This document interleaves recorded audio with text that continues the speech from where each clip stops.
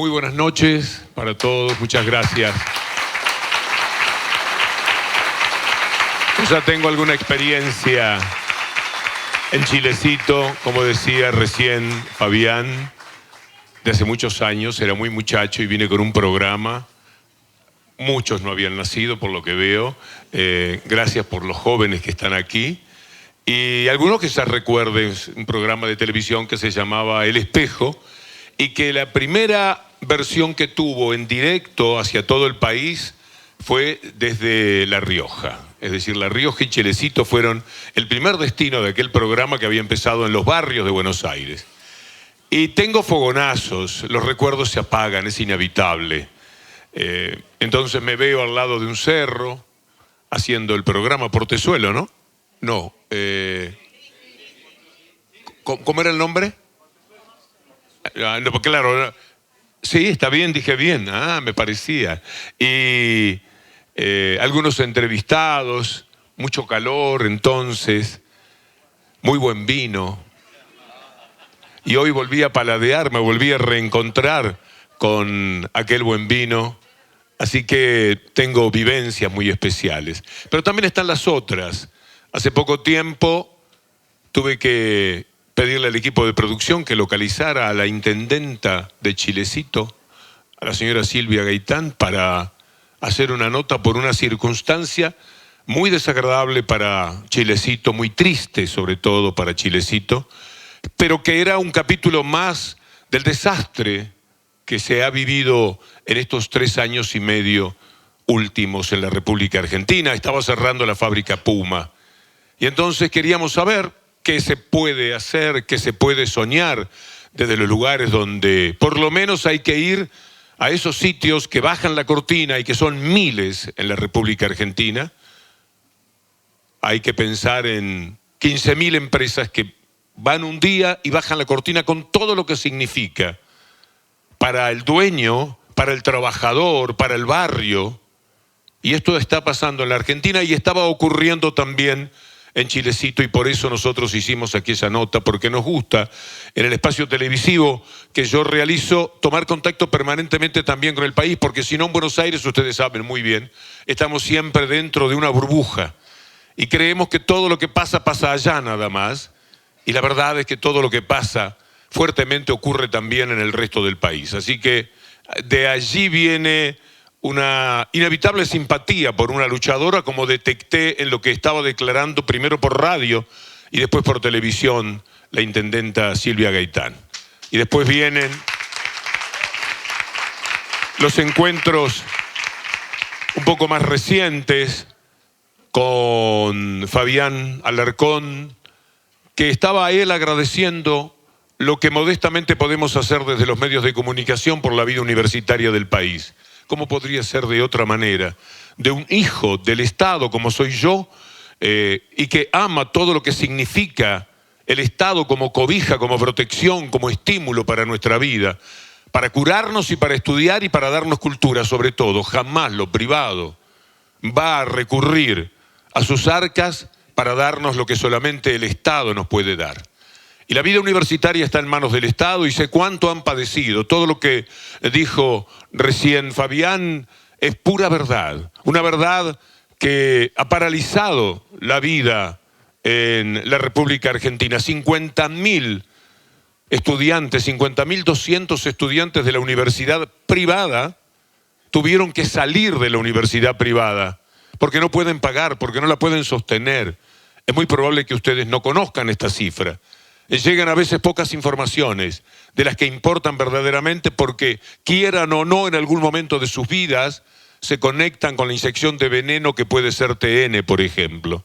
Y entonces, en esa inyección va también buena parte del ocultamiento que ocurre en la República Argentina. 50.000 muchachos terminaron con su ilusión de estudiar en la universidad privada. ¿Cuál podrá recogerlos? ¿Cuál es la red de contención para ellos, sino la universidad pública?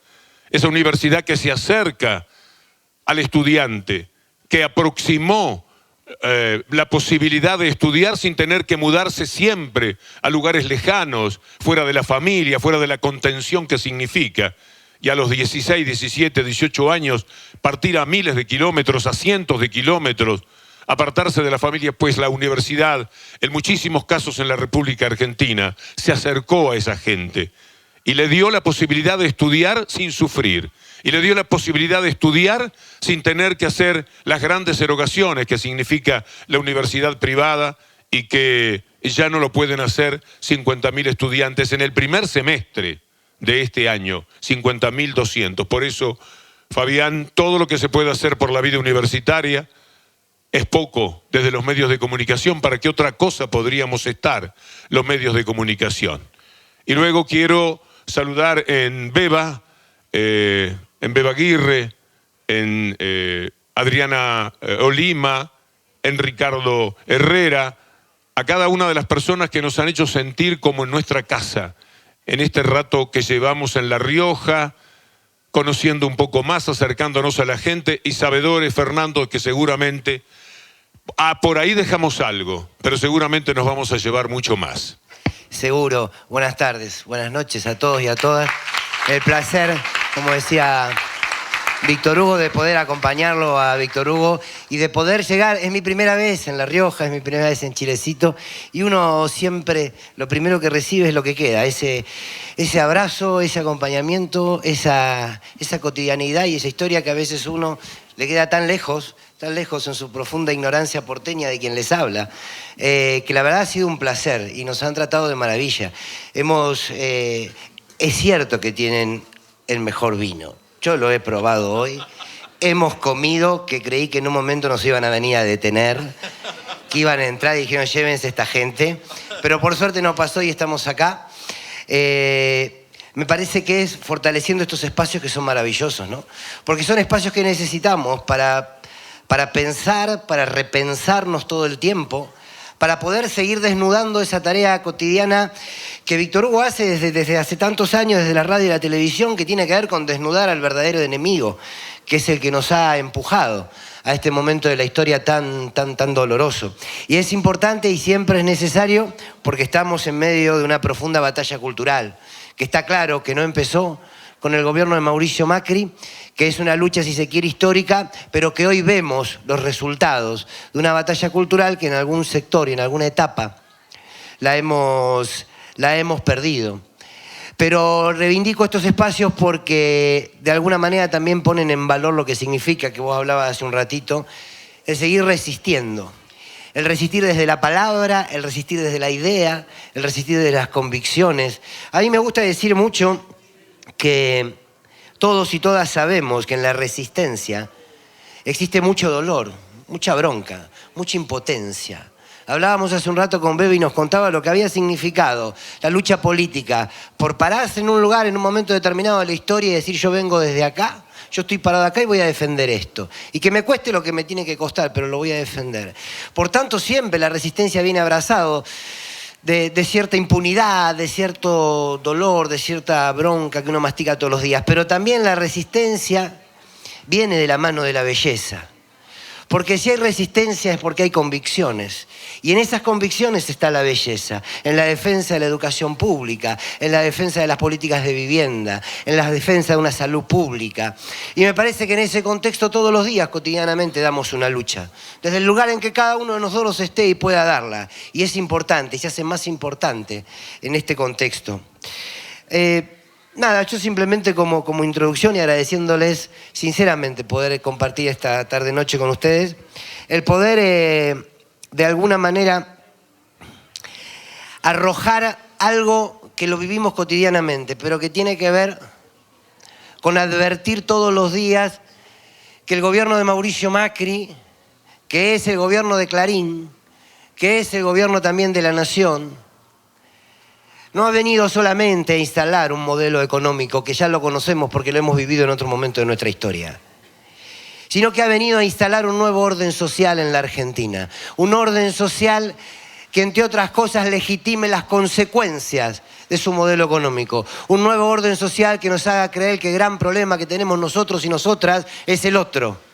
Un nuevo orden social que nos venga a decir que todo aquello que vivimos hace muy pocos años no va a volver a suceder. ¿Por qué? Porque fue parte de una creencia. Porque este gobierno no habla de derechos, no solamente porque no los concibe. Habla de creencia porque la creencia es siempre individual. Y el derecho, lo sabemos todos y todas, es universal, nos atraviesa a todos, más allá de nuestras creencias. Vinieron a instalar un nuevo orden para que nos miremos unos a otros por encima del hombro. Vinieron a instalar un nuevo orden que de alguna manera nos construye en una sociedad atontada, en una sociedad sedada. Nada de esto lo pueden hacer si no tienen los medios, o mejor dicho, si no son los medios de comunicación en sí mismos el poder real en la Argentina. Y nuestros libros de lo que hablan justamente son de los medios de comunicación, los últimos 6, 7 libros que he escrito y este último que andamos presentando de vez en cuando por algunos lugares con Fernando Borroni. Demanda contra demanda, el que me pertenece últimamente es justamente una gran batalla con los medios de comunicación. En determinado momento, por las cosas que he dicho de él, el dueño del grupo Clarín, que se llama Héctor Mañeto, un diabólico personaje que nos tiene en sus manos desde hace muchos años, un hombre de inmenso poder que está muy por encima, pero muy por encima de los presidentes, cosa que él mismo ha proclamado diciéndole a un presidente, lo suyo es un puesto menor, a otro usted es un estorbo, tiene que apartarse, en el caso del doctor Alfonsín. Ante ese poder que yo conocía de los tiempos del fútbol desde 1992 en adelante, desarrollé una modestísima pelea, más o menos un hombre con un cuchillo de madera parado frente a un ejército de tanques de guerra, que esa es la diferencia de poder. No obstante, el hecho de ver lo que estaban en aquel momento estafando, robando al fútbol, y no solamente en cuanto a la parte económica, se inició una pelea que tuvo varios capítulos. Uno de ellos, alguno de ustedes lo conocerá, es por un partido que jugaron Boca y Real Madrid en Tokio, que por supuesto la televisión privada se lo había apropiado. En aquel momento, desde la televisión pública, yo estaba haciendo un programa que se llamaba Desayuno, colocaron un televisor detrás de mí y de a ratitos se podía ver el partido, fisgoneando por encima de mi humanidad y tratando de ver. Pero era tal la expectativa que había del partido entre los que querían que ganara Boca y los que querían que perdiera Boca, que finalmente estaba todo el país pendiente de ese partido. Y eso determinó que hicieran un juicio. Ese juicio a mí me dejaba afuera porque yo no tomo una decisión de ese tipo. Un locutor, están mis colegas aquí, y saben perfectamente que no es el animador, el conductor, el que decide dónde van las cámaras, qué es lo que se hace, la producción general del programa. Ni siquiera ahora. Entonces, en la demanda me incluían, pero el primero de los jueces dijo que yo era inocente, como no correspondía a otra cosa. Pero siempre ese poder enorme, insisto, diabólico, que tiene el Grupo Clarín en otra instancia judicial, en una cámara que es un apéndice de la vida de Clarín, con unos jueces de Euseidio, Vasallo y Heredia, a los que nombro nada más que por catarsis, porque nombrándolos me parece que por lo menos les clavo un puñal haciendo conocer esos nombres perversos de esa justicia que ahora, y de eso vamos a hablar también, ha tocado fondo en la República Argentina. Y terminé siendo culpable. Tenía que pagar el Canal 7 1 millón de pesos, el productor del programa 1 millón de pesos y yo 1 millón de pesos. Culpable. Fuimos a la corte, Ricardo Lorenzetti, como nunca en ese momento, era un rehén de Mañeto y por supuesto ni siquiera estudió el tema. No pasó por la Corte Suprema. Por lo tanto, quedé condenado a pagar 1 millón de pesos. Pero hay algo que los abogados, la gente del mundo jurista aquí debe conocer seguramente muy bien, y es que el querellante puede decidir quién es el que paga. Y por supuesto Clarín decidió que yo pagaba todo.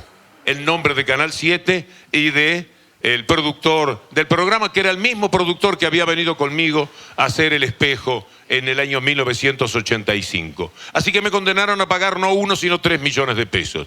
He sido un pagador rebelde, pero prácticamente he pagado todo. Y el primer millón de pesos, que era el que verdaderamente me correspondía según ese fallo completamente absurdo de la justicia y servil para el gran poder de Clarín, lo había recontrapagado prácticamente en el comienzo.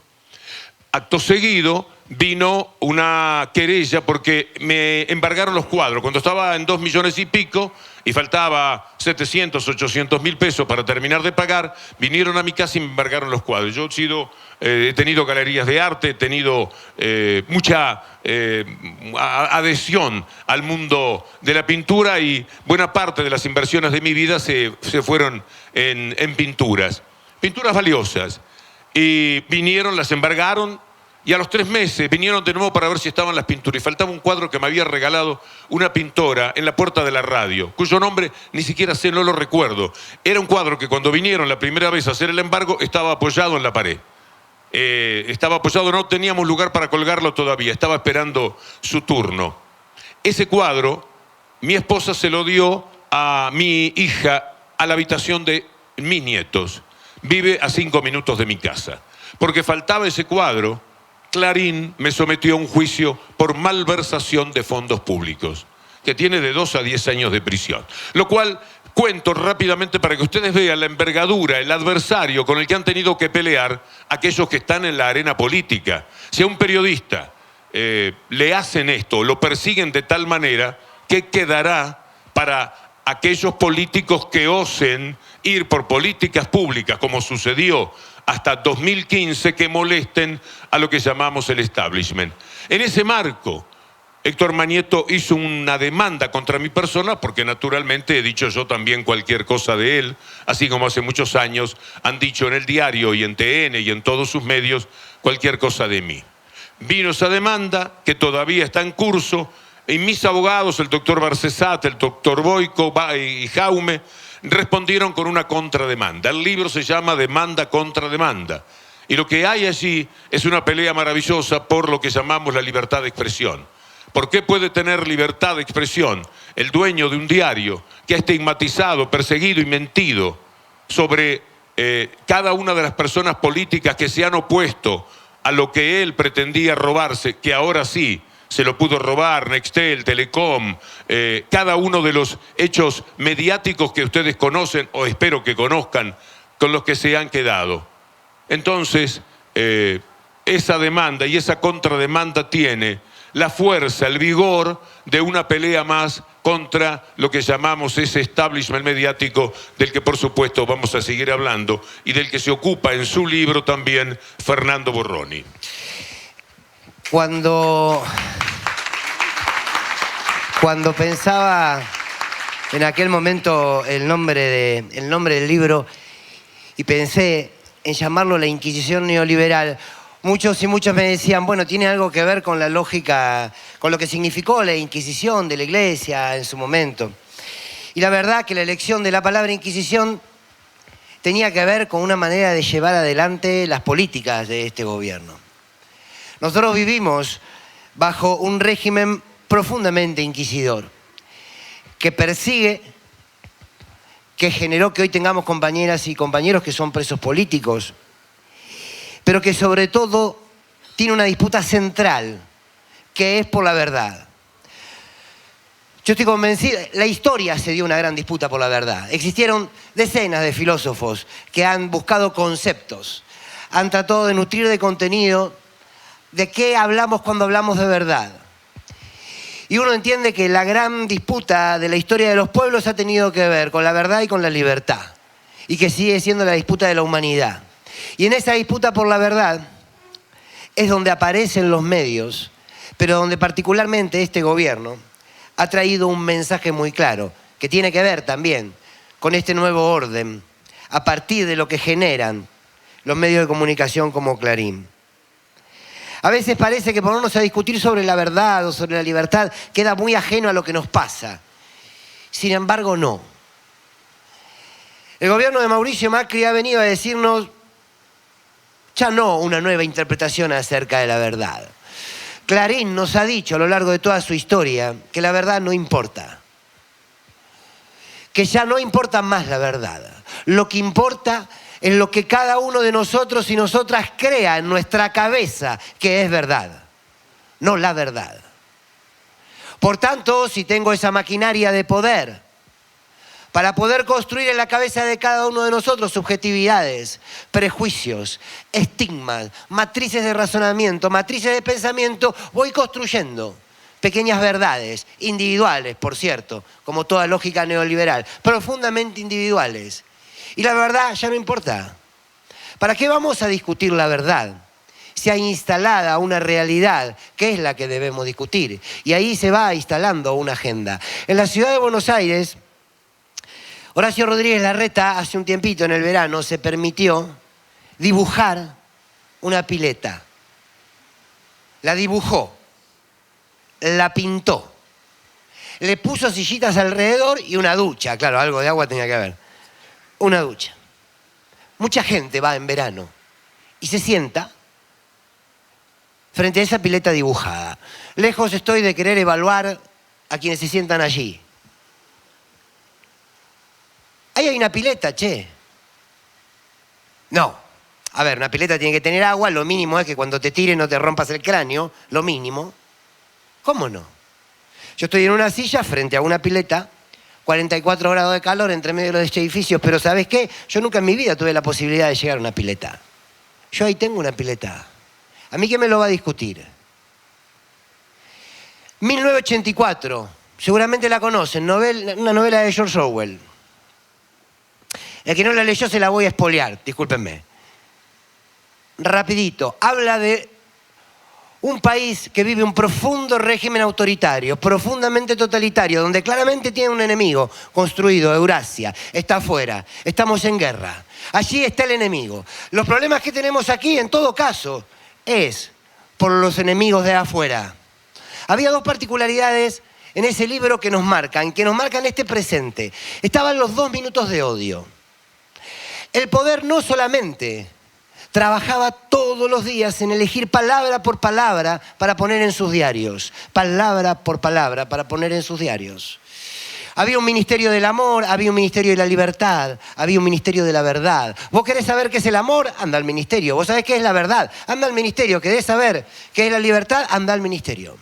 Y había 2 minutos de odio, un gran cine, a los que el poder le permitía, imaginemos que es este lugar, y aquí hay una gran pantalla, y se encendía la pantalla en un momento, y allí aparecían todos los enemigos del pueblo. Los enemigos que el poder había determinado que eran enemigos. La gente se levantaba, gritaba, insultaba, expresaba todo el odio que se había consolidado desde otro lugar. 2 minutos.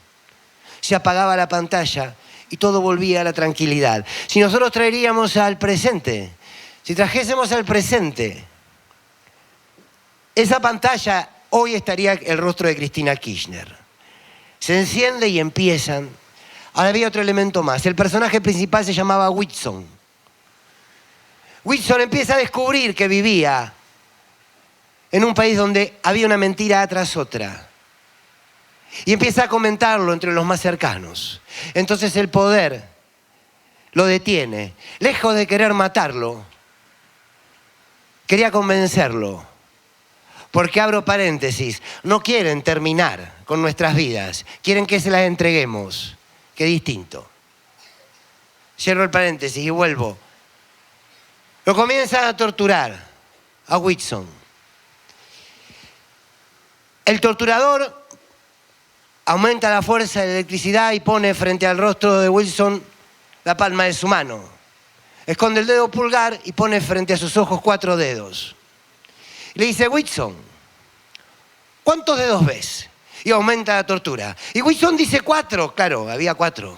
4 dedos, veo 4 dedos. No, Whitson, no son 4. Fíjate bien. Y aumenta la potencia de la tortura. Decime, Whitson, ¿cuántos dedos ves? 4. ¿Son 4? No. Fíjate bien y aumenta la tortura. ¿Cuántos dedos ves, Whitson? 4. No, fíjate, son 5. Bueno, 4, 5, no importa. No, Whitson. Convencete. ¿Cuántos dedos ves? Y aumenta la tortura. Eso lo vivimos todos los santos días de nuestra vida, cuando el 85% de los canales de televisión por aire y por cable, las radios y la máquina de hacer papel para el diario, que se la quedaron bajo tortura, la tiene un solo medio. La tiene una sola persona que se llama Héctor Mañeto. Todos los días. ¿Cuántos dedos vemos hoy los argentinos y las argentinas? Cuando cerramos la puerta de nuestra casa y no nos alcanza para apagar la luz. Y no nos alcanza para apagar el gas. ¿Cuántos dedos vemos? Vemos 4, porque hay 4. Pero ¿saben qué? Hay que repetir 5. Y hay que imponer 5. Y hay que votar por los 5. La batalla sigue siendo cultural. Y ahí está la disputa central de los medios de comunicación.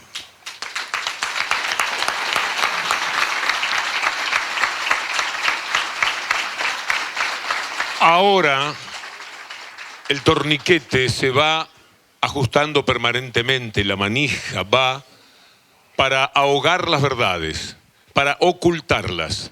Es mucho más ya lo que ocultan que lo que mienten. Por supuesto que el ocultamiento es una forma de mentira.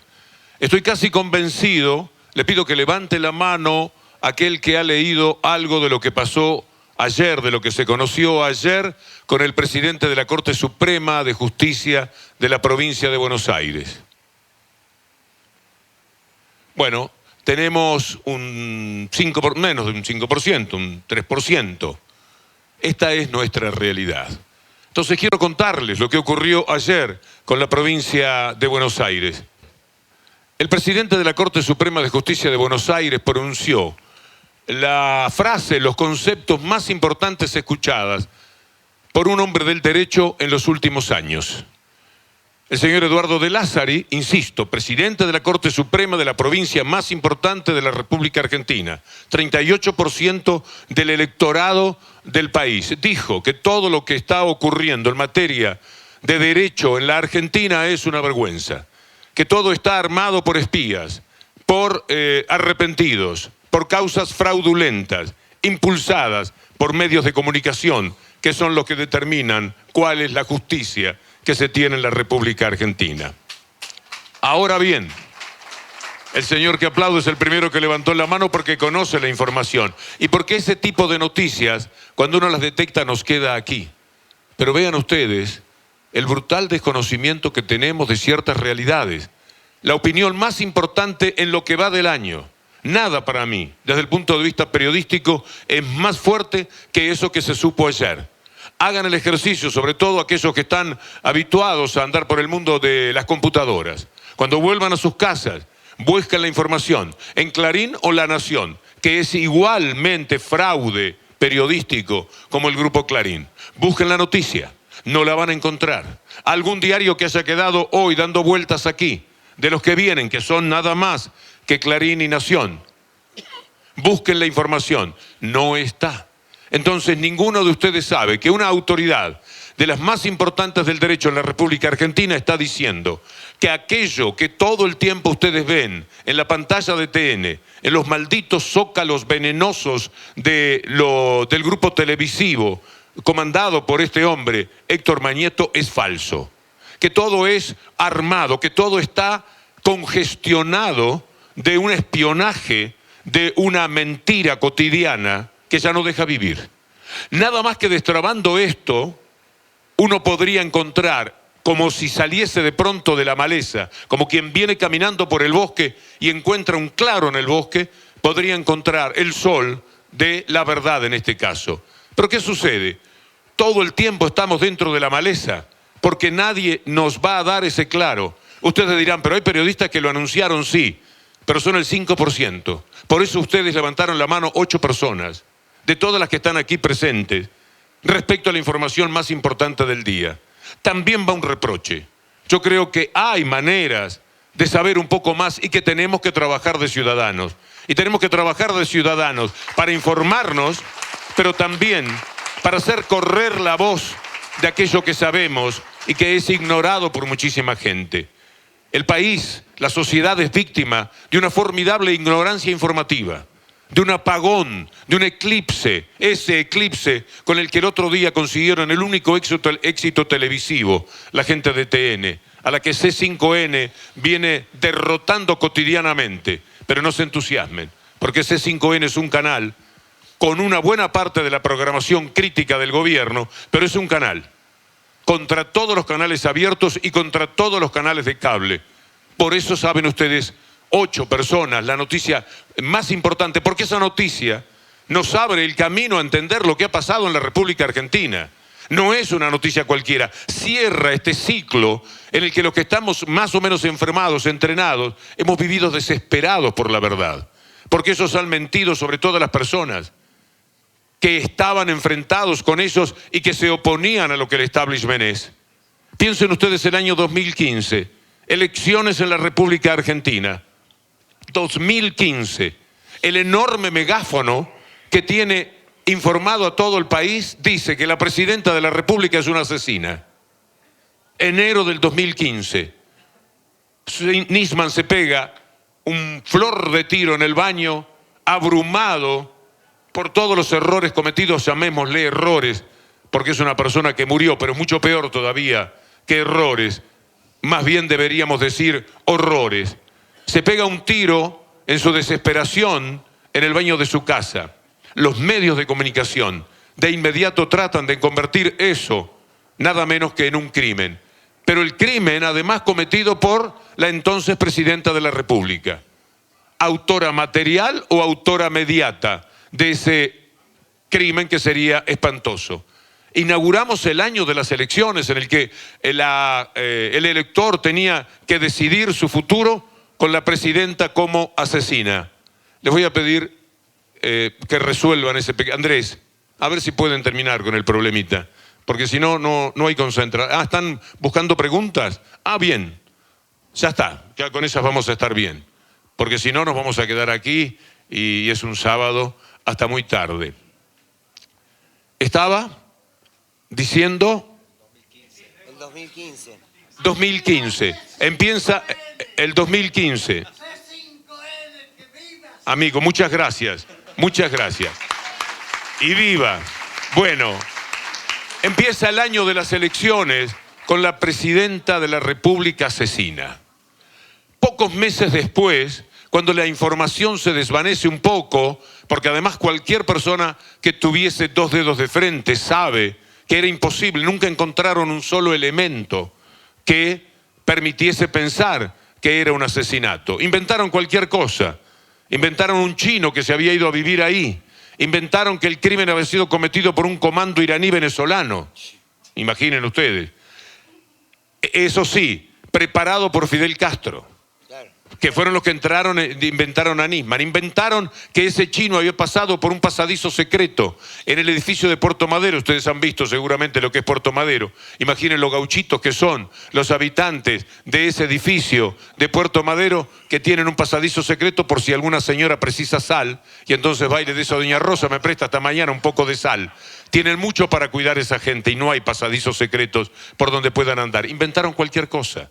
Que Nisman se había dado el tiro acá, decía su ex mujer, una mentirosa y una mendaz como pocas veces se ha visto y que ha hecho un enorme daño a la justicia. El tiro se lo había pegado donde se lo pegan los suicidas, donde elige el lugar. Y esto fue, absolutamente comprobado por las propias fotografías. Pero en este país hay tal ocultamiento de la verdad que se animan a mentir sobre los hechos reales.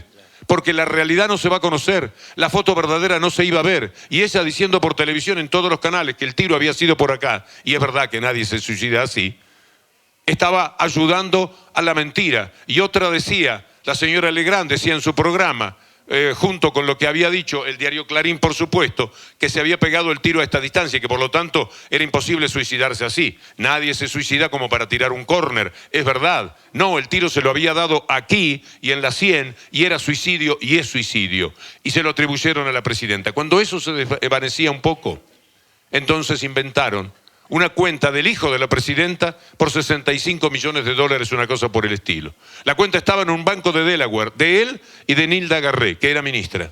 Y entonces el votante ahora tenía una presidenta asesina cuyo hijo había robado $65 millones de algún lado y lo tenía escondido en un banco del Caribe y en el estado de Delaware, en los Estados Unidos.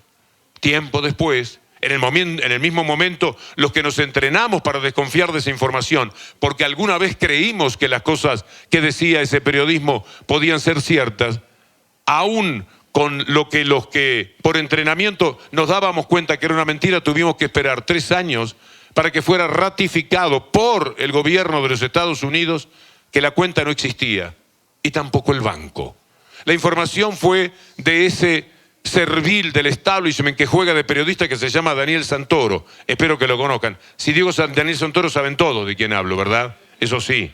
Bueno, entonces, ahora teníamos presidenta asesina con hijo ladrón de 65 millones de dólares depositados, año electoral. Año en el cual ustedes están decidiendo qué van a hacer con su voto, qué van a hacer con su vida y quieren elegir bien, por responsabilidad que tienen como ciudadano. Pasan unas semanas, unos meses, y entonces saca Clarín en tapa y en todos los noticieros de TN y los 300 canales que tiene robados a través del fútbol, la información de que Axel Kicillof, ministro de Economía, roba 400.000 pesos, que en la suma de 5 años eran 2,5 millones de dólares que se había robado. Así que ahora teníamos presidenta asesina, hijo de presidenta con 65 millones de dólares, robados, ministro de Economía ladrón. Y faltando 2 meses, la frutilla del postre. El candidato a gobernador de la provincia de Buenos Aires era el hombre que había ideado un triple crimen en el mundo del narcotráfico. Cosa que, por supuesto, está tan lejos de ocurrir como el asesinato presunto de Nisman. Nunca más se dijo nada, lo usaron en ese tiempo. Sacaron un preso a cadena perpetua que se llama La Nata, con doble T para no confundir. Lo sacan, lo entrevista el otro, el de la única T. Lo hacen por el grupo Clarín. Y ese hombre es el que denuncia a Aníbal Fernández. Nunca más se supo nada, salvo que el hombre está preso, protagonizó una fuga estúpida, perseguido por una estúpida policía que también tropezaba con él y no lo sabía encontrar. Así que llegamos a las elecciones del 2015 con una democracia eclipsada, apagada, vapuleada, anulada. No es democracia si el ciudadano no sabe lo que ocurre.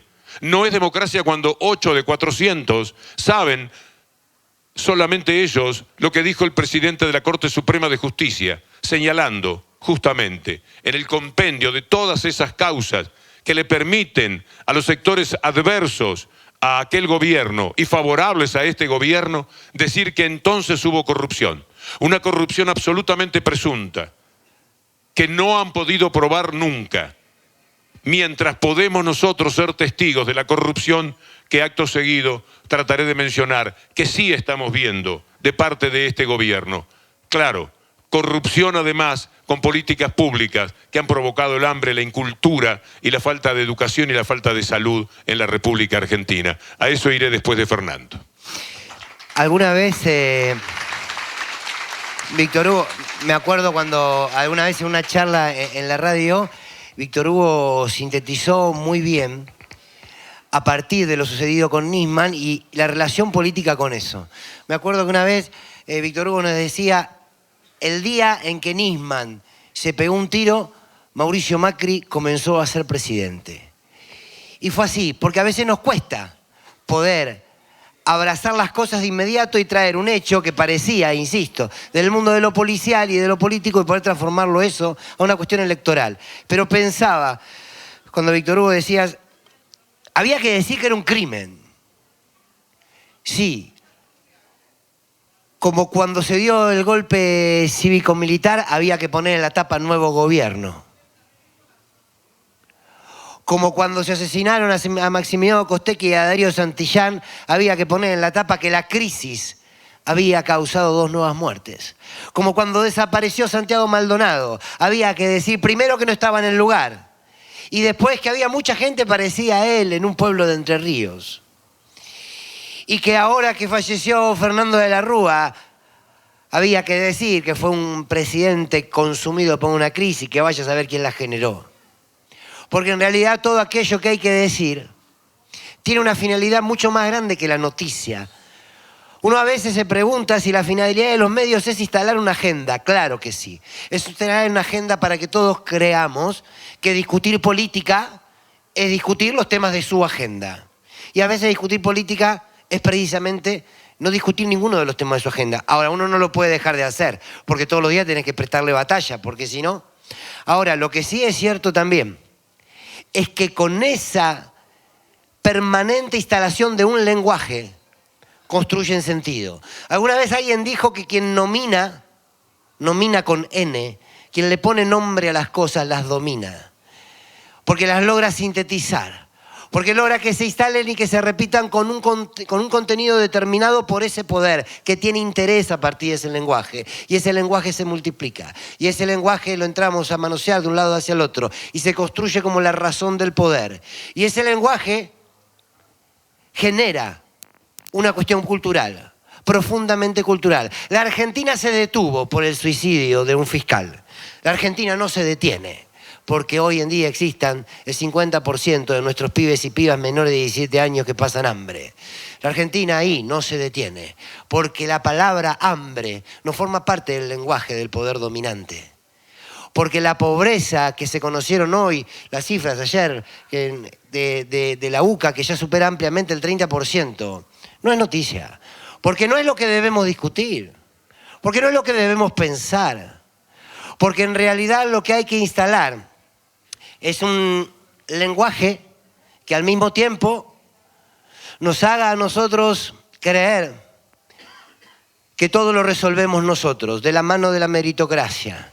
A veces nosotros nos quedamos con esta idea de, bueno, sí, Mauricio Macri habló de la meritocracia y queda un poco en nada. No, es la centralidad. Es la centralidad de sus políticas. Porque cuando hoy nos preguntamos, ¿cómo puede ser que existan hombres y mujeres que no llegan a fin de mes, que no pueden pagar el alquiler, que sus hijos tuvieron que dejar una escuela privada o que tuvieron que dejar hasta la universidad pública porque no pueden pagarse el traslado y los apuntes? Y realmente no da más. Pero dice, y es consciente que no da más. Pero cuando te lo cruzas te dice, sí, está bien, yo antes estaba mejor. Y ahora realmente no doy más. Y pago alquiler y es imposible. Pero lo volvería a votar. ¿Sabes por qué? Porque yo a esa no la voto más. Porque esa no tiene que volver. Ahora, yo no sé si hay un psicólogo o un psicoanalista en la sala. No importa, después lo charlamos.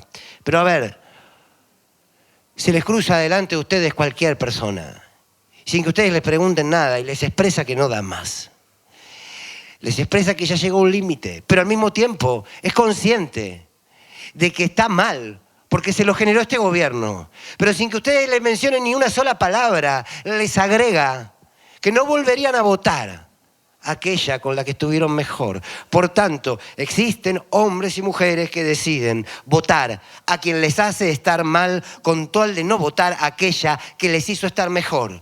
Es una locura. ¿Son imbéciles? No. Son el resultado de una política comunicacional que les hace creer que es muchísimo más fácil repetir el discurso del poder dominante que construir un discurso propio a partir de su necesidad. Porque nos han instalado que nuestras necesidades no tienen nada que ver con nuestros intereses. Por tanto, hay argentinos y argentinas que entran, cierran la puerta de su casa y nadie le cuenta su necesidad porque la vive. Sin embargo, cuando sale, repite en su discurso los intereses de aquellos que le generaron y que son los responsables de sus necesidades. Y ahí empieza el problema del voto, que votan o que dejan de votar. Y es cultural.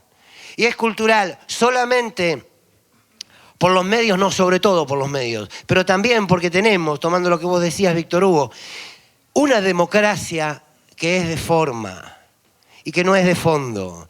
Tenemos las instituciones de la democracia hoy, se manejan desde algunas oficinas de la redacción, del diario Clarín. Esas son las instituciones de la democracia, que se han transformado en un aparato que ya no necesita ni de las bombas, que no necesita ni de las botas. ¿Para qué? Si tiene a los bonadíos, si tiene tantos jueces y tiene los medios. Tiene los medios para que cada uno de nosotros y nosotras mordamos polvo y de alguna manera optemos por pertenecer, aunque sea un poquitito así, y renegar mi propia vida. Porque parece que aunque sea el repetir tu discurso, vos que sos poder, a mí me ubica en un lugar distinto al que estoy y distinto al que vivo. Construyeron un valor político en diferenciarse. Vieron que ahora, para hablar de política, parece que no, en algunos sectores de la sociedad no hay que tener un posicionamiento y hablar de qué crees de la educación pública, qué crees de la salud pública, cómo crees que debe ser la relación entre el mercado y el Estado. No. Y vos te encontrás con muchos que te dicen, no, yo en política no me meto, a mí no me importa, esto es el mercado, el Estado, la educación pública, la salud pública, Mañeto, no, yo en política, yo no me meto, pero acá no soy. Ya está, alcanzó. No sabés quién sos, no sabés a dónde vas, no sabés qué querés, pero sí sabés de quién diferenciarte. Te diferenciás de aquel que el poder dijo que debés diferenciarte. ¿Te da de comer esa diferencia? No, pero evidentemente termina satisfaciendo algún perverso placer de pertenecer a algún lugar que ese poder dice que hay que pertenecer para ser alguien. ¿Y cómo puede ser? ¿Cómo puede ser que tengamos incógnitas, aunque haya mucha esperanza, de un lado de la vida, que no es precisamente el lado Mañeto de la vida? Y yo insisto con el Grupo Clarín porque la vida política del país empieza con ese diabólico grupo que es el que gana la batalla cultural en la Argentina. Macri es una anécdota, como la mayoría de los presidentes que no llegan a intentar cambiar nada. Macri es un presidente como podría ser cualquiera en el mundo en el que la derecha elige su candidato. Está todo hecho para ellos, simplemente hay que atender lo que el establishment quiere y punto. Entonces puede ser Macri. ¿Hay alguna duda que Macri tiene un discurso que acerca a la gente a la estupidez? ¿Hay alguna duda que no hay ningún atractivo en ese personaje? ¿Hay alguna duda que miente de una manera como jamás se vio a una persona pública, jamás mentir como lo hace él? Aquí tenía anoche, no me alcanzó el tiempo, en C5N, tengo el libreto todavía de lo que iba a hacer, pero se me terminó la columna, que tiene 35 minutos, una cosa por el estilo. Pero está la mentira del correo, iba a contar, y lo iba a poner a él mintiendo, porque una cosa extraordinaria que sucede con Macri es que se le nota cuando está mintiendo, sobre todo si él está sucio. Si es algo que él hizo fraudulento, ladrón, para el Estado argentino, él tiene como una cosa compulsiva. Los psicólogos podrían hacerse un festín con esto. Tiene una necesidad de proyectar. Él habla como Raskolnikov, el personaje de Crimen y Castigo, de lo que él ha hecho, tratando de disimular lo que él ha hecho. Es con su conciencia el problema. Por eso habló de los Panama Papers, de la forma que lo hizo. Porque él sabe que los Panama Papers, 50 cuentas de Panama Papers, de las cuales aparece una a cada rato, son algo que en otros países motivó que sencillamente se fueran aquellas personas que eran descubiertas con Panama Papers. El blanqueo. Ustedes pueden creer que alguien resista. Para nombrar, me guardo el papel porque no era el propósito, pero daba la casualidad que lo tenía aquí. El blanqueo de capitales, que en realidad es un lavado de dinero, hecho con la más formidable mentira que yo haya escuchado en toda mi vida, que es la reparación histórica de los jubilados, de los cuales de una manera compulsiva pudieron meter algunos cientos de miles de personas, de los cuales algunos se llevaron 60 pesos. Para esto, para realizar esto, lo que tenía detrás era la más formidable, brutal, bestial mentira que se le pueda decir a los jubilados y al resto de la sociedad. Había que blanquear el dinero. ¿Por qué había que blanquear el dinero? Porque estamos en años donde las cuentas son buscadas muy especialmente por los gobiernos importantes. Hasta el 2014 no había problemas en tener el dinero fuera del país. En el 2014 Merkel y el presidente de Francia de entonces, etcétera, dijeron, che, aquí están faltando impuestos de una manera brutal. Se están llevando la planta para afuera. Así que vamos a ir contra los paraísos fiscales. Amenazaron con ir contra los paraísos fiscales, a buscar el dinero de todos y estos se avivaron. La Argentina era uno de los 4 o 5 países que tenía que hacer blanqueo de capitales para decir, hey, acá tengo yo mi dinero, en Luxemburgo, en Suiza, en Delaware, en algún lado, yo lo tengo. Quiero decir que lo tengo. Entonces el presidente de la República saca un decreto para que se pueda decir que se tiene el dinero fuera, ni siquiera para traerlo, a producir, a darle una revancha a la sociedad a la cual robaron.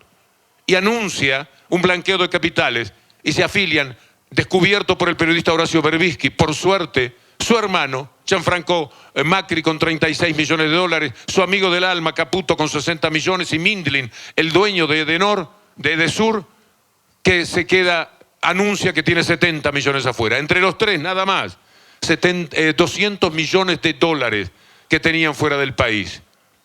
Pero esa estafa no trasciende demasiado. Lo dijo Página 12, que hoy en Buenos Aires, mañana domingo va a vender el día que venden más, 40.000 ejemplares, contra 1 millón de ejemplares del periodismo de la derecha. Lo decimos nosotros de vez en cuando en C5N, pero C5N es una partecita de la audiencia de todo el espectro de los canales de cable y los canales abiertos de la República Argentina. Así que la mayoría de la gente no sabe la colosal estafa que cometió Macri con su familia y sus amigos diciendo que era para favorecer a los jubilados. Entonces, cuando él se pone a mentir, miente como nunca. Los parques eólicos los compró por 25 millones de dólares a través de una empresa que creó ¿cuándo? El 19 de diciembre. Es un personaje que no tiene decoro, ni vergüenza, ni honor. Es un verdadero ladrón que está explícitamente anunciándose como un ladrón. No hay necesidad de que traiga un juez, de que le preguntemos a un juez cómo es posible que se traiga ese dinero para los... que se anuncie que se tiene ese dinero y que con un decreto del presidente de la República lo traiga su propia familia. ¿Qué juez necesitamos para decir que eso es un robo y una estafa moral y económica a la Argentina? Pero además, cuando él compra los parques eólicos, los compra con una empresa que fundó, es presidente el 10 de diciembre, el 19 de diciembre, funda una empresa que le va a permitir más adelante comprar los parques eólicos. Compra los parques eólicos en 25 millones de dólares. Esos parques eólicos de 25 millones de dólares, él empieza a sacar medidas que favorecen a los parques eólicos. Y el parque eólico, que tenía pequeñas ventajas, de pronto se convierte en el más beneficiado de los elementos energéticos que hay en el país. ¿Y qué hace entonces la empresa de Macri, custodiada por su gerente, fundada el 19 de diciembre? Hace la venta por 95 millones de dólares. En un pase de mano ganó 70 millones de dólares. Y lo mismo con los peajes y con todo lo que él se roba primero, después le insufla beneficios desde su condición de presidente y eso pasa a tener otro valor. Corrupción explícita versus la corrupción presunta, de la cual tuvimos ayer esa demostración del presidente de la Corte Suprema, diciendo que todo es una truchada, una mentira insoportable que le tiran a la gente en la cara para que la gente odie. Odie con razón, porque si uno es un taxista, ustedes saben cómo son los taxistas de Buenos Aires. No todos, por supuesto, nunca se puede generalizar. No sé cómo son acá, pero los taxistas allá son bastante fachots. Bastante. Y encontré algunos redimidos o que nunca los había tomado. A lo mejor me equivocaba yo en el taxi que tomaba. Porque llegué a querer parar algún taxi que cuando lo quería parar, el tipo me miraba así y decía, vos no. Y seguía de largo. Por supuesto que yo me tomo la revancha de vez en cuando, me paro en una esquina a verlos pasar con la banderita sin pasajeros. Y hago como que los voy a parar y cuando ellos se entreparan cruzo la calle y los dejo pagando. Es un chiste, es una broma, pero ¿por qué termino entendiendo a ese taxista fascistoide, enloquecido, que fue el principal promotor andante, vocero del diario Clarín, de TN y de toda esa inmensa inmundicia periodística que nos tiran cada día este poder diabólico? Porque si yo soy un taxista y voy escuchando la radio Mitre y me dice Mitre informa primero. Habrán escuchado eso, lo dicen más o menos así, ¿no? El ministro Kicillof robó 5 millones de dólares en estos años con el sueldo que se autoadjudicaba de YPF. Digo, este ladrón es el que me corrompe la vida. Este ladrón es el causante de mis daños, de mis males, de mi sufrimiento, de que a mí no me alcance la plata. Lo odio. Y esa presidenta que tiene dineros en Seychelles y en Las Vegas y en cualquier lado que a uno se le ocurra, a esa presidenta ladrona no la quiero nada. Después nunca le van a decir que no existía Seychelles, que no había nada en Seychelles. No le van a decir que no había nada en Las Vegas. Le pasaron peine fino a todo lo que eran bancos del mundo. Ustedes saben lo que son los fondos buitres. Ustedes saben lo que son el poder de la derecha en el mundo. Contaron con todo.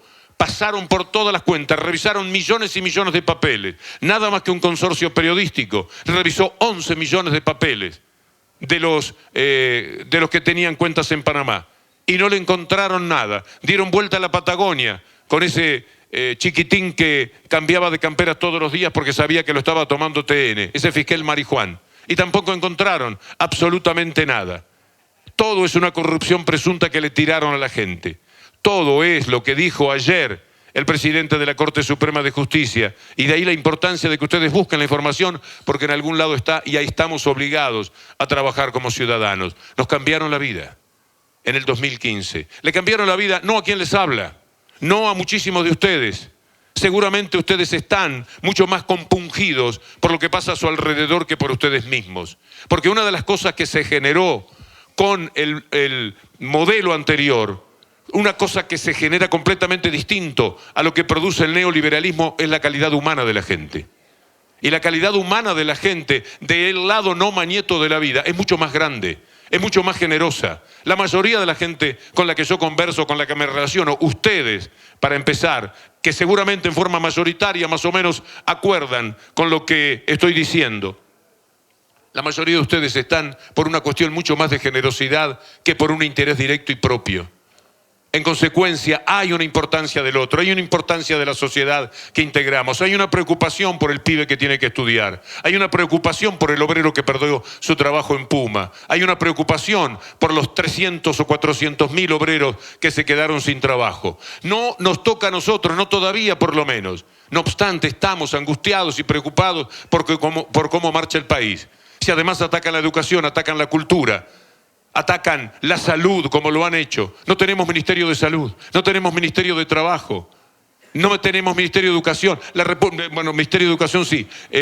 La República Argentina se ha quedado sin ministerios de los asuntos más importantes que tiene el país. Los convirtieron en mera secretaría.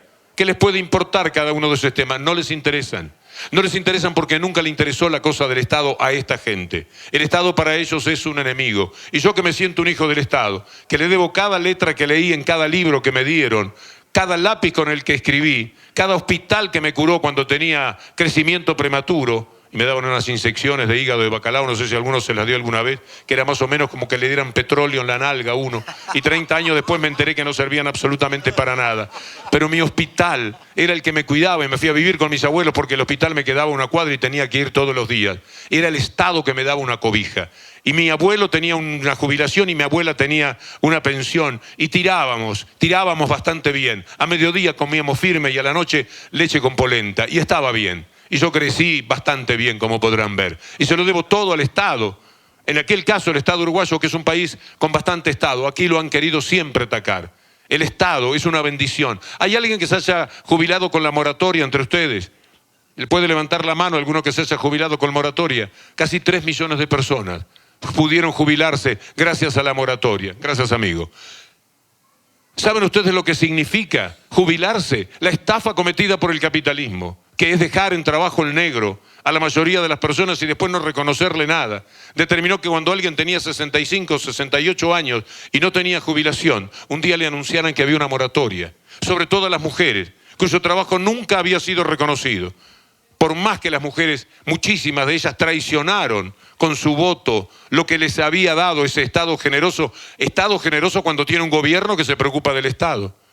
Y entonces no solamente esas personas tuvieron el acceso a una jubilación, a una paga, sino que tuvieron además la recuperación de algo muy importante para cada uno de nosotros, convertirnos nada menos que en una persona con derechos. Cuando a uno lo llaman para cobrar por primera vez la jubilación, y fueron 3 millones los casos, cuando a uno le dicen José González o Amalia Fernández y se pone de pie y va a la ventanilla, importa lo que va a cobrar, importa el dinero que le dan, pero mucho más importa que por Amalia y por José el Estado tuvo el respeto que les correspondía porque antes había sido estafado por su trabajo el negro y por sus empleadores.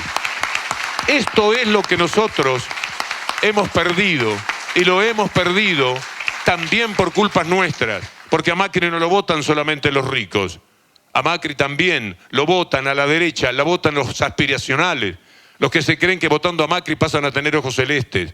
A Macri lo votan los que siendo pobres se creen que están del otro lado del mostrador y que ellos van a ser más importantes y más trascendentes, hablando de la corrupción que les enseña a hablar TN, que es una corrupción mentira, mientras la corrupción verdadera es ignorada cotidianamente. En eso estamos y esa es la lucha. Fernández. Me parece que la corrupción ha logrado instalar cierta lógica de doble moral en los argentinos y en las argentinas. Esta corrupción estructural de la que hablaba Víctor Hugo cuando simple hecho revisar la historia de la familia Macri, ¿no? Esa corrupción estructural que significa el modelo nunca se discute, nunca entra en cuestionamiento, nunca se baraja para que la sociedad lo ponga en discusión, para que el pueblo lo ponga en discusión. Y si se construye esa corrupción que es instalada a partir de los medios para generar esta doble moral. Entonces nos rasgamos las vestiduras porque un López tenía en el bolsito, ¿cuánto? 9 millones, está bien. Que esté preso, si es corrupto, si robó, está bien. Pero la discusión de la corrupción es política cuando se discute la corrupción estructural. No la corrupción del sujeto en términos individuales. Por tanto, cuando muchas veces desde el campo nacional y popular tenemos que dar respuesta a si tal o cual robó. ¿Por qué? Porque ya hay una razón del poder instalada. Por tanto, nosotros siempre tenemos que salir primero a argumentar aquellos que ellos desde la acusación no pueden argumentar. Entonces ahí aparece la lógica de una porción enorme del pueblo argentino que tiene esa doble moral, que quizás sostiene un modelo profundamente corrupto, sin embargo, se rasga la vestidura simplemente ante una denuncia de un funcionario o funcionaria acusado de un caso de corrupción. Y uno está convencido que desde el campo nacional y popular tenemos una doble tarea de construir lo que los monopolios de la comunicación instalan como algo determinado y al mismo tiempo poner en valor lo que somos y poner en valor lo que discutimos y poner en valor hacia dónde vamos y poner en valor lo que supimos construir como pueblo en toda la región y en toda la patria grande. En ese ratito estuvimos charlando antes de venir para acá, escuchaba a Beba y lo reitero, esto de decir, miren, si asumimos una convicción ideológica en la vida, la sostenemos y la sostenemos probada en el barro. Porque es cierto que cuando uno empieza todo ese recorrido político, puede que algunos digan, bueno, las convicciones cambian. En realidad las convicciones no cambian, maduran, no cambian. Pero en ese proceso y en esas batallas hay que darla del sentido más fundante del campo nacional y popular. Que cuando el poder dominante a través de los medios quieren que le expliquemos a López, nosotros hablamos de la corrupción que significa la pobreza que crece en la Argentina. Cuando ellos quieren hablar de Otesur, de ese mamarracho con un gran personaje de las figuritas como Margarita Stolbizer, con la causa Los Sauces y Otesur. Nosotros no discutimos esa corrupción desde el campo nacional y popular. Nosotros discutimos la corrupción que significa haber multiplicado los índices de desempleo.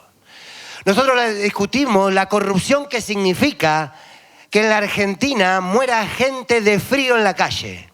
Nosotros discutimos la corrupción que significa que se asesine por la espalda. Por ejemplo, a Rafael Nahuel por defender su tierra. La corrupción que significa haber empujado a la muerte a Santiago Maldonado. Tenemos que poner en discusión otra vez la corrupción que tiene que ver con hacernos todos los días seres peores. Porque este gobierno, yo creo que nos ha hecho a todos argentinos y argentinas un poquito peores. Y no porque nosotros nos hayamos transformado en algo que no éramos, no, porque a veces nos hacen nacer sentimientos que no teníamos, que no estaban probados. Uno está convencido que la batalla cultural de hoy en día para enfrentar esas políticas tiene que ver con recuperar la identidad. Recuperar la identidad como trabajadores y como trabajadoras, porque no podemos permitirnos más que haya un trabajador o una trabajadora en la Argentina que piense con la cabeza del patrón. Ese es un problema cultural que debemos resolverlo nosotros. No se lo podemos pedir a ese poder que quiere construir eso. Lo debemos resolver nosotros. Debemos poner en discusión profundamente, no solamente desde el campo comunicacional, que cuando existe una gobernadora como María Eugenia Vidal, que vos recién recordabas, que dice entre los propios, en el Rotary Club. Vamos, acá entre nosotros. Nadie que nace pobre llega a la universidad. Y se repite la frase en los medios. Lo que hay que decirle con claridad a nuestros compatriotas, que cuando una gobernadora dice que nadie que nace en la pobreza llega a la universidad, lo que está diciendo que mientras ellos gobiernen, el que nació pobre se muere pobre. El discurso es ese. Por tanto, la lucha tiene que ver con volver a poner sobre la mesa nuestras profundas convicciones, nuestros profundos valores, porque la fealdad del enemigo es enorme. Desde el programa y Víctor Hugo desde la radio y desde 5N, todos los días se visibiliza. Ahora, no solamente se lo combate, denunciando su fealdad y su monstruosidad. Y no quiero ser romántico con esto, pero digo, también se lo combate reivindicando la profunda belleza de nuestras convicciones. Porque nosotros ya no tenemos que aprender, ya no andamos con una venda en los ojos tanteando de cómo se construye una patria. La hemos construido esa patria. Por tanto, hay que recuperarla desde un camino que ya sabemos cuál es. Nadie tiene que venir ya. Claro que siempre hay que aprender y sobre todo hay que ser mejores. Pero hay que volver a recuperar al hombre y a la mujer como centralidad de la política. Cuando el mercado es la centralidad de la política, muere la política, pero además muere cierto rasgo de la humanidad. Y eso también es una lucha que en lo cotidiano hay que dar en esta coyuntura para ver qué terminamos eligiendo. El que está cerca, el que quizás no entiende. Desde algo muy sintético, no son todos imbéciles, no son todos ignorantes, no son todos idiotas los que creen en Macri. También son víctimas. Y nosotros del campo nacional y popular siempre estamos parados desde aquel que es víctima de algo. Por tanto, si no entendemos por qué aquel otro no puede salir de su lugar de comodidad, que repite el odio, que repudia a un gobierno popular y prefiere quedarse, aunque incómodo, profundamente incómodo, del lado de este poder. Bien, para sacarlos a ellos de ese lugar de quietud, tenemos que salir nosotros de nuestro lugar de quietud y encontrar la forma, volver a recuperar al otro, como ese compañero, como esa compañera, para reconstruir lo que alguna vez tuvimos. Vamos a tirar algunas paredes cortas. Quiero, a lo que estaba diciendo Fernando, sumar tan solo una reflexión, conocimiento que ustedes pueden buscar fácilmente. ¿Dónde está el robo? ¿Cuál es la pelea? La pelea es por la renta. En 1930 la Argentina tenía para la élite dominante el 70% de los bienes que generaba y para toda la masa de trabajadores el 30%. Eso se modifica. ¿Pueden levantar la mano los que son peronistas de toda la vida aquí? Caramba. Cantamos la marcha, sí. Bien, gracias. Entonces ustedes saben que en 1945 eso empezó a cambiar. Y en 1948 la renta tenía un casi 50% para la masa de los trabajadores y un 50% para ellos, que sigue siendo muchísimo. Porque ellos simplemente se regalaron, se entregaron las tierras, fundaron la pobreza y la desigualdad de la República Argentina, cuando se como América Latina en general, cuando se repartieron las tierras a golpe de cañón, sentados en el Instituto Democrático de la Ciudad de Buenos Aires con los bonos que daban, los bonos patrióticos. Y entonces, cuando le dieron 1 millón de hectáreas a Martínez de Oz, había 1 millón de personas que no recibían una. Entonces había 1 millón de potenciales pobres contra uno que era rico. Ese es el país que fundaron.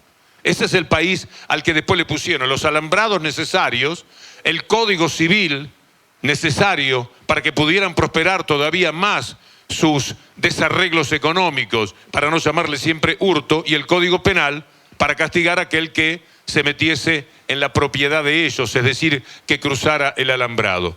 Desde esa fundación se fueron quedando absolutamente con todo. Y mientras la gente se movía hacinada en los conventillos de La Boca o de Barracas, viviendo cientos de personas donde no cabían ni 10, ellos viajaban con la vaca propia a Estados Unidos en el barco para tomar la leche del día. Esa es la fundación que tiene América Latina, la Argentina en especial, porque es más rico que los otros países. En 1930, el 70% para ellos, para el que iba con la vaca en el barco. El 30% para el que se deslomaba construyendo el país. Si echamos un vistazo a Buenos Aires, todo lo que hay, todos los edificios, todos los subtes, todas las calles, todo fue puesto por los trabajadores. Sin ellos no habría absolutamente nada. Porque esos vagos haraganes que solamente saben hacer dinero con el 1.000.000 de hectáreas que les regaló su papá, jamás servirían para construir el país que hacen los trabajadores. En 1948, el peronismo consiguió que la renta fuera 50 y 50. Cuando llega la revolución fusiladora, en 1955, en 4 años consiguieron que otra vez ellos tuvieran el 70 y la clase trabajadora el 30. Y eso se revierte hacia los años 70, en el retorno del peronismo. Y se termina cuando terminan con el peronismo. Siempre la pelea por la renta. Estos datos son reales. Absolutamente los pueden buscar. Tengan la responsabilidad de buscarlos para poderlos incorporar a la discusión que tenemos siempre con ese cuñado que no entiende nada. Vieron que siempre hay uno que viene a comer y nos arruina la vida. ¿Para qué lo invitaste? En cualquier momento llegamos a las fiestas otra vez y empezamos a hacer la lista. No lo vayas a invitar otra vez a ese tarado. Porque terminan siendo unos tarados porque dicen cosas que son simples consignas, que no tienen ninguna relación con la verdad o con la inteligencia. ¿Cuándo se recupera otra vez el 50 y el 50? Con el modelo anterior. El gobierno anterior permitió que la clase trabajadora fuera dueña del 52% de la renta, el máximo que ha tenido la historia de la Argentina, y el 48% para ellos, que siempre sigue siendo muchísimo, pero por lo menos hay un reparto más. ¿Saben cómo estamos ahora? De ese 52, ellos tenían el 48, 48,7, ya están en el 55. 55, 56. Ya se van arrimando otra vez al robo. Esa es la historia de los verdaderos depredadores de la felicidad de los pueblos. Los que con el poder económico y mediático se nos quedan absolutamente con todo. Y cuando van a gobernar, empezamos a responder algunas de las preguntas que nos han hecho. Seremos breves, porque también hay un poco de piedad hacia ustedes. Es un sábado a la noche y hay cosas más entretenidas para hacer seguramente. Preguntan por la deuda. ¿Qué hicieron para gobernar? Pasaron la gorra, fueron a pedir. A todo el mundo le pidieron cientos de miles de millones de dólares que ahora nosotros vamos a tener que pagar, el gobierno que sea. Es decir, vamos a estar cada día más endeudados. Cualesquiera de nosotros sabe lo que significa que el jefe de familia esté endeudando a la familia y un día lo van a tener que pagar los hijos. Y lo que pasa en la familia pasa en los países. Ya nos ocurrió, parece mentira que vuelvan a hacer lo mismo. Ya pagamos las cuentas que ellos generaron hasta el 2001. Estuvimos años pagándolas, reduciendo la deuda 2005, 2010, haciéndola más corta, echando al Fondo Monetario Internacional, tomen su plata y váyanse, generando un poco más de soberanía, de respeto y de valor para nosotros mismos, como nación, como sociedad. Y esos no. Fueron y desde el primer día todo lo que hicieron fue pedir. Así fue a cualquiera. Piensen ustedes, no trabajemos más, nos quedamos en nuestra casa y salimos a pedir prestado. Y eso es todo lo que podemos hacer. Mientras tanto, nuestros hijos se quedan sin trabajo, nuestros familiares se quedan sin educación, y eso es la construcción en el micro del macromundo que nosotros estamos habitando con ellos. La deuda es una vergüenza y lamentablemente ellos, los poderes económicos internacionales, siempre se cobran. No se hagan la ilusión de que puede venir un gobierno y decir no les pagamos. Ya hubo negativa a pagarle al 7% de esos fascinerosos internacionales comandados por el Fondo Monetario Internacional. Y ese 7% consiguió que el gobierno actual, con todos los firmantes de una cosa que fue una vergüenza, le pagaran 14, 15 mil millones de dólares que no correspondían. Es decir, a la larga, ellos siempre se la cobran, porque en algún momento los gobiernos inclusivos, los que se preocupan verdaderamente por la gente de los sectores medios y los más vulnerables, van a ser despedidos por ellos en función de tener todo el poder económico. Nos ha pasado tantas veces que otra vez seguramente la secuencia será el retorno, si Dios quiere, dentro de unos pocos meses. Porque si no se produce eso, la verdad, tenemos que balearnos en un rincón, poco menos. Pero van a ver ustedes que al cabo de los años y de la lucha que sostienen, por el poder que han creado, que aumentó ahora, las cosas serán muy difíciles. Hay dos pedidos fundamentales del Fondo Monetario Internacional. Uno tiene que ver, que preguntan acá, con la reforma laboral y otro tiene que ver con la reforma educativa. Todos sabemos que también han cambiado las metodologías en relación a cómo implementar sus políticas. Ya no va a ser la reforma laboral en términos macro, van a ser pequeñas medidas aisladas, que no construyan mucha resistencia desde algunos lugares del sindicalismo, de los trabajadores organizados, y empezar a instalarla de a poquito. Lo mismo con la reforma educativa, como un ejemplo. En la Ciudad Autónoma de Buenos Aires ya tienen votada la reforma educativa que establece que los chicos y chicas cuando lleguen al 5º año ya no van a tener algunas materias que tienen al día de hoy y van a tener pasantías en empresas privadas, directamente. Pasantías en empresas privadas. La flexibilización laboral es una nueva forma de esclavitud. ¿Qué es la flexibilización laboral? ¿No la están haciendo ya? ¿Saben cuánto vale el trabajo de los que se han quedado sin trabajo? Una persona que trabajaba en Puma, que tenía su trabajo decente, ahí está flexibilizado.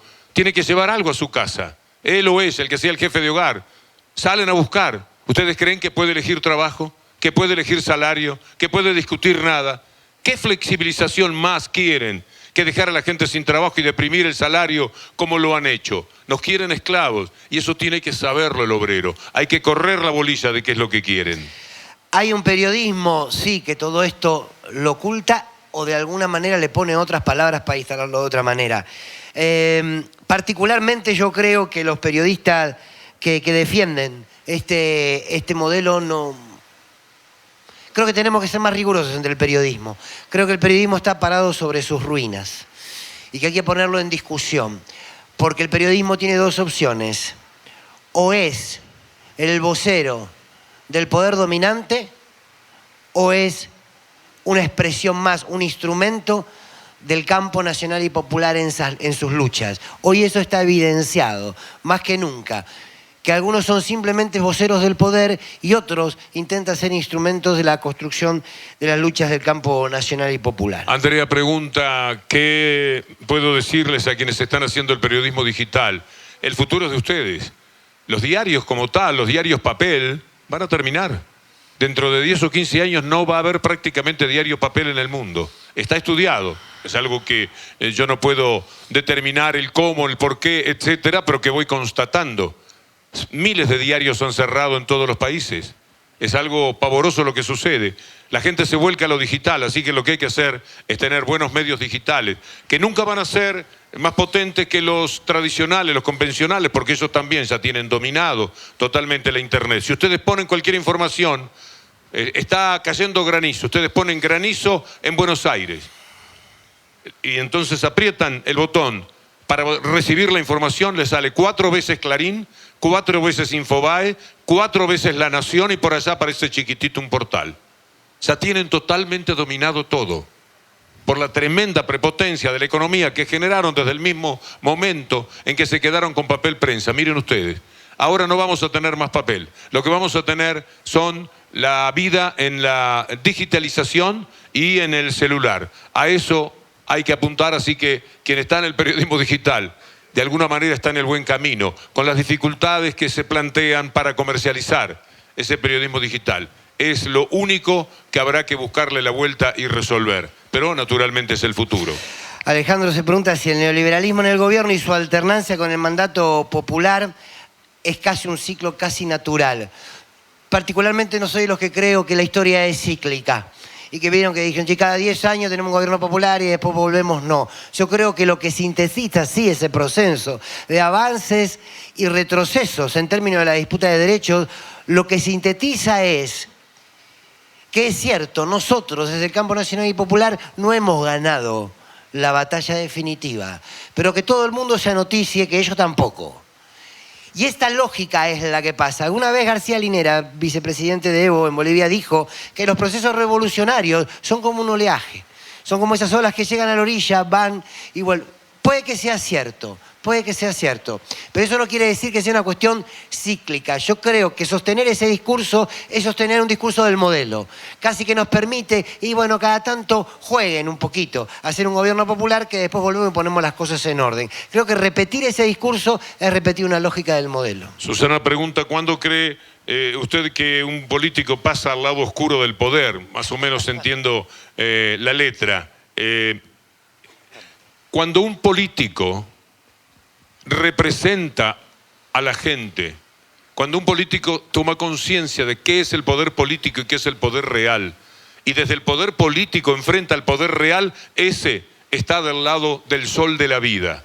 Posiblemente se llene de oscuridades en las persecuciones que va a sufrir. Posiblemente tenga que lidiar con muchas mentiras y con muchos ataques, pero estará del lado del poder del pueblo. El poder público es el que el pueblo elige para tener defensa frente a las corporaciones mediáticas, frente a los que se quedan siempre con todo. El poder político es la única salvación que tenemos. Por eso la política es lo único que nos puede salvar. Tan vapuleada y tan defectuosa como pueda ser, la política es lo único que puede salvarnos. Porque si no, todo se domina por el poder real. ¿Y este gobierno es el poder político? No. Este gobierno es el poder real, extendido como brazo de poder político. Por eso funciona como un poder real en toda su dimensión. Por ejemplo, en una época, ustedes saben quién es Aranguren, lo padecieron, Aranguren, ¿saben quién es Aranguren? Fue ministro de Energía. ¿Qué es Aranguren? Aranguren es Shell. ¿Qué pasaba cuando Aranguren era poder real, económico, representante de una multinacional y era Shell? Aranguren venía a hablar con el presidente o la presidenta de turno y entonces decía, mire, yo tengo que aumentar los combustibles porque en boca de pozo, etcétera. Y ese presidente o esa presidenta alguna vez le habrá dicho, bueno, puede ser, sí, vamos a ver, vamos a negociar. Pero alguna vez se le dijo no. No, porque si usted aumenta el combustible, me aumentan los precios, me aumenta los alimentos, me aumenta absolutamente todo y la gente no va a poder comer. Entonces el poder político le dice no al poder real. ¿Qué hace el poder real? Va a sus medios de comunicación para vapulear al poder político porque no le hace caso. Ahora bien, ellos consiguieron que Aranguren sea ministro de este gobierno. Entonces, es el poder político. El poder real, Aranguren, Shell, viene y le pregunta a Aranguren, gobierno, ¿podemos aumentar el combustible? Y Aranguren le dice, sí, cómo no. Esto es lo que le ha pasado a la Argentina, esto es lo que nos han hecho. Ellos son el poder real convertido en un fraudulento poder político. Este es el drama en el que estamos metidos. Esta es la madeja que tenemos que tratar de destrabar. Este es el entramado que se ha dado hoy día en la Argentina. Un poder real que se hizo dueño del poder político, se hizo dueño de nuestro voto, se hizo dueño de nuestra conciencia, porque a través de los medios de comunicación nos llenó de veneno, de odio y de mentiras. Y muchísimos defienden y resisten porque tienen fe, porque tienen amor, porque están un poco más informados que otros. Pero hay muchísimos que no tienen esa base de defensa. Y es responsabilidad de cada uno de nosotros en estos días, de aquí hasta que se vote, en ir por ellos y tratar de hacerles entender. Puta madre, que entiendan de una vez.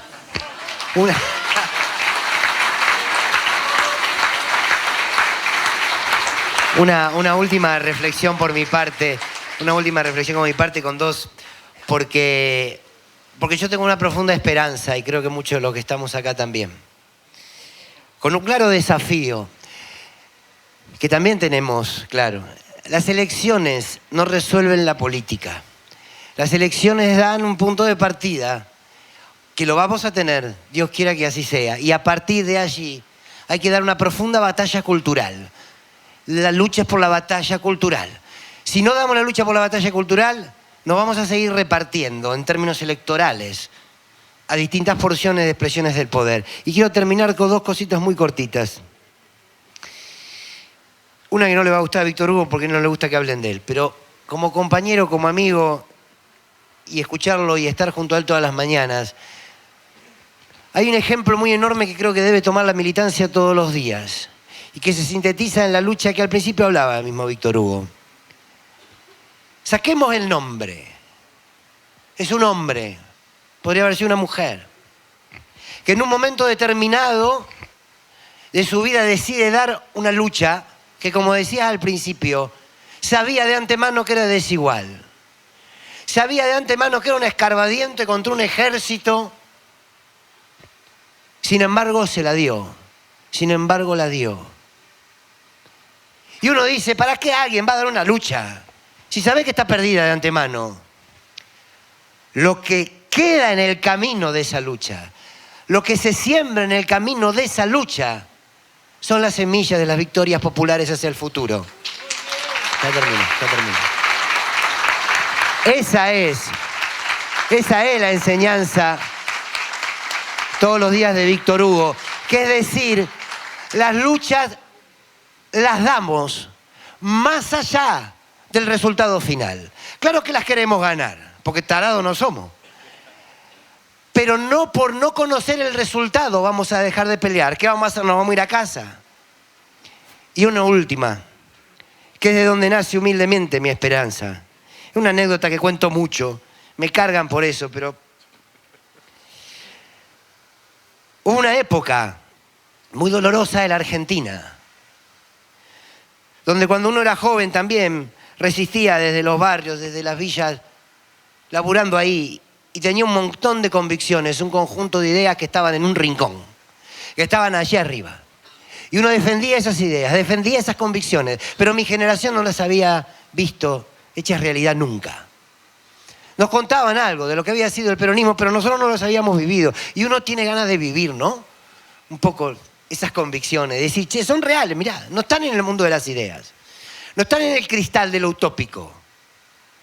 Y en esa época, como tantos militábamos y peleábamos, insisto, por un conjunto de ideas, que cantábamos con una canción en una guitarra, y que las repetíamos y las multiplicábamos, pero la realidad era otra, nos golpeaba todo el tiempo. En esa época yo escuchaba a la Negra Sosa en un radiograbador Sharp que tenía, con un cassette que lo ponía boca abajo.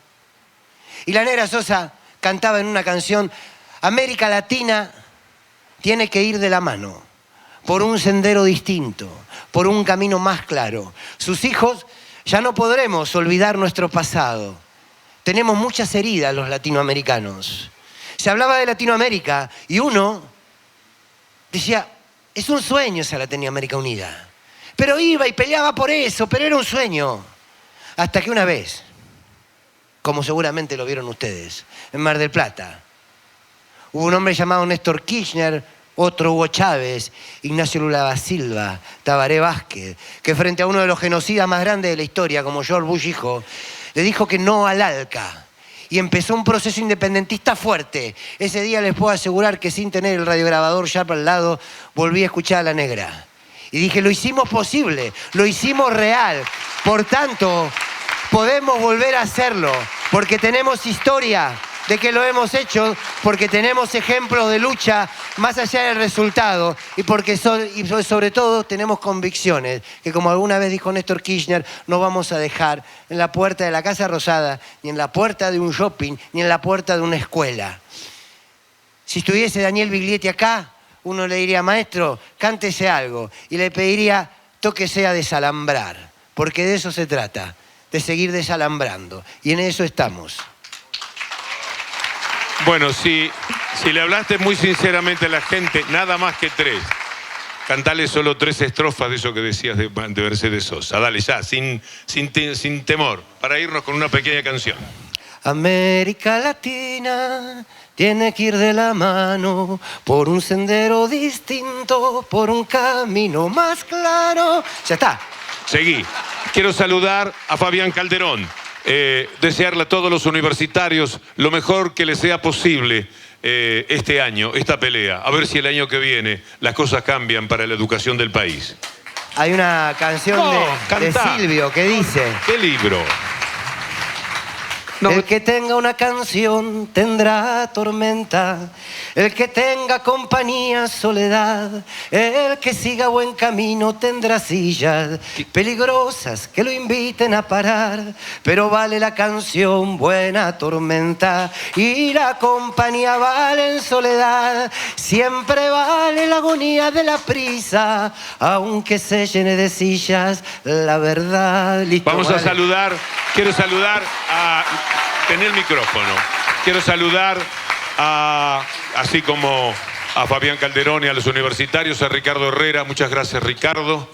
Querida Silvia, un placer haber estado en su chilecito. Siga defendiendo a los trabajadores. A Adriana, también el saludo, el deseo de una buena elección. Beba, que ha sido tan leal y tan coherente como ustedes saben, también el mejor deseo para cada uno de ustedes. Nos vamos con este pedacito de canción y le dejamos también nuestro corazón. Muchas gracias. Agradecemos y le brindamos un fuerte aplauso a tan distinguido visitante. No, mi locutora querida, va a cantar un poquito. Bueno. Así ¿Por qué me hace esto? Hay otra canción de Silvio. Cortito. Venga la esperanza, pase por aquí. Venga de 40, venga de 100.000. Venga la esperanza de cualquier color, verde, roja o negra, pero con amor. Basta, gracias. Fuerte el aplauso para nuestros distinguidos visitantes, el señor Víctor Hugo Morales y Fernando Borroni. Que se levante el aplauso.